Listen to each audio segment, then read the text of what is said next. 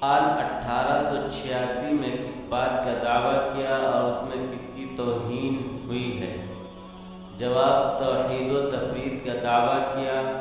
الہام کے الفاظ ہیں: تو مجھ سے ایسا ہے جیسی میری توحید اور تفرید، تو مجھ سے اور میں تجھ سے ہوں۔ نوٹ: اس الہام میں مرزا قادیانی نے باری تعالیٰ کی توہین کی۔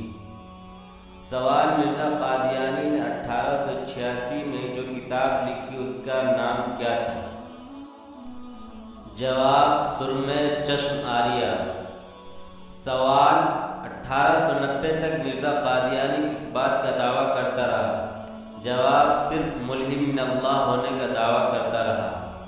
سوال: 24 جنوری 1891 کو مرزا قادیانی کو ایک شخص نے خط لکھا، کیا آپ جانتے ہیں کہ وہ لکھنے والا کون تھا؟ جواب: حکیم نور الدین۔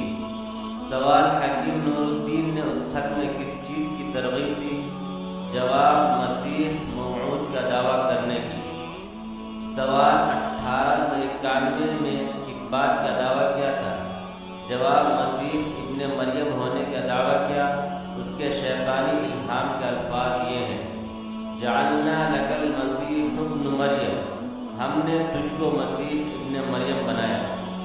سوال: مسیح موعود کے دعوے سے مرزا قادیانی کیا ثابت کرنا چاہتا ہے؟ جواب: یہ ثابت کرنا چاہتا ہے کہ مسلمان جس عیسیٰ علیہ السلام کا انتظار کر رہے ہیں ان کا انتقال ہو گیا۔ جس عیسیٰ کے آنے کا وعدہ کیا گیا اس سے مراد میں ہوں۔ سوال: 1882 میں کس بات کا دعویٰ کیا تھا؟ جواب: کن فیکون ہونے کا دعویٰ کیا۔ انما امرک اذا اردت شیئا ان تقول له کن فیکون، تیرا کام یہ ہے